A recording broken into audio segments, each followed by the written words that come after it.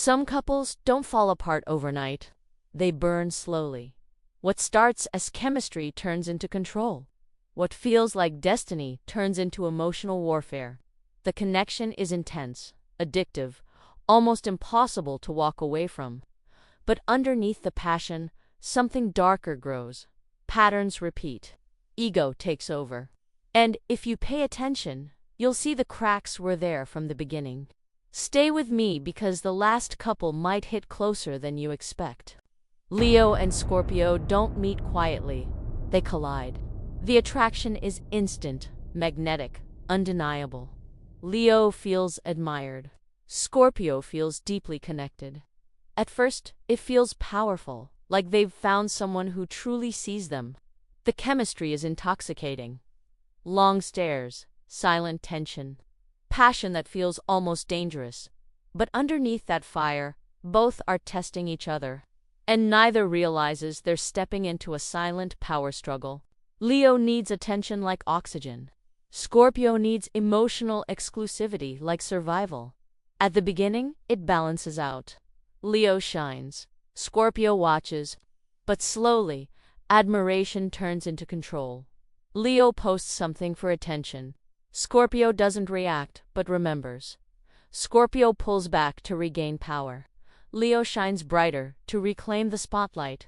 And this is where everything shifts. Love slowly becomes competition, and neither wants to lose. Arguments between them aren't small. They're battles. Leo fights loudly. Scorpio fights strategically. One explodes. The other calculates. Pride refuses to bend. Jealousy grows quietly in the background. Both feel misunderstood. Both feel threatened. And neither wants to admit they're afraid of losing control. If they don't drop the ego, the relationship turns into manipulation wrapped in passion. They love each other deeply, but they destroy each other slowly. Aries and Cancer feel perfect at first. Aries loves Cancer's warmth. Cancer feels protected by Aries' strength. The connection feels safe, exciting, balanced. Aries moves fast, full of energy. Cancer feels everything deeply, slowly, intensely. In the beginning, they admire those differences. But what seems complementary slowly becomes painful. Because they don't fight the same way. And that difference changes everything. Aries explodes and moves on. Cancer explodes inside and remembers everything. Aries argues to release tension. Cancer withdraws to protect their heart. Aries thinks it's not that serious. Cancer feels emotionally abandoned. And here's the uncomfortable truth: Aries doesn't realize how much damage words can do. Cancer doesn't realize silence creates distance. They both feel hurt, but neither feels understood. If Aries doesn't learn to slow down, Cancer feels unsafe. If Cancer doesn't speak up sooner, resentment builds quietly. One feels attacked, the other feels invisible. Over time, love turns into emotional exhaustion. They start reacting instead of listening. And the saddest part, they still care deeply. But without emotional maturity, they become each other's biggest wound instead of their safe place. Gemini and Capricorn start with mental chemistry. The conversations are sharp, intelligent, engaging. Gemini feels stimulated. Capricorn feels impressed.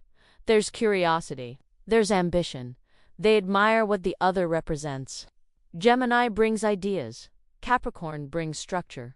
At first, it feels like balance. But what they don't see coming is how differently they approach life and commitment. Gemini changes directions quickly. Capricorn sticks to the plan. Gemini wants flexibility. Capricorn wants certainty. Slowly, Capricorn starts questioning Gemini's reliability. Gemini starts feeling judged and restricted. Capricorn thinks Gemini is immature. Gemini thinks Capricorn is controlling. And neither says it directly. Instead, they distance emotionally while pretending everything is fine. If Capricorn becomes too rigid, Gemini feels trapped. If Gemini becomes too unpredictable, Capricorn feels insecure. What started as admiration becomes quiet criticism. They stop celebrating differences and start resenting them.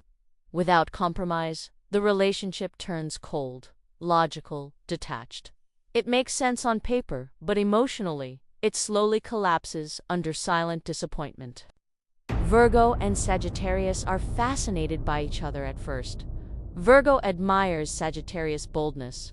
Sagittarius admires Virgo's intelligence. It feels refreshing, different, exciting. But this is where the tension begins. Sagittarius craves freedom. Virgo craves order. Sagittarius moves by instinct. Virgo moves by analysis. And what once felt intriguing slowly starts feeling uncomfortable. Virgo tries to improve things. Small corrections, subtle advice. You could do it better. Sagittarius hears criticism. Virgo thinks they're helping. Sagittarius feels judged. So Sagittarius pulls away emotionally. Not dramatically, quietly. Virgo notices the distance and tightens control even more. And this is where it breaks. One feels never enough.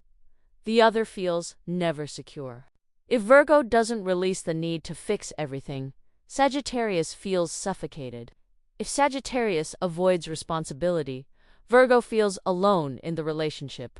They both believe the other is the problem. But the real issue is fear. Fear of chaos. Fear of limitation. Without awareness, they fall into a chase dynamic, one pursuing, the other escaping, until exhaustion wins. Taurus and Aquarius seem balanced on the surface. Taurus offers stability. Aquarius offers vision. Taurus feels grounded. Aquarius feels inspired. It looks healthy, calm, mature. But under that calm, tension grows. Taurus needs consistency and physical presence. Aquarius needs mental space and independence. At first, they respect those differences.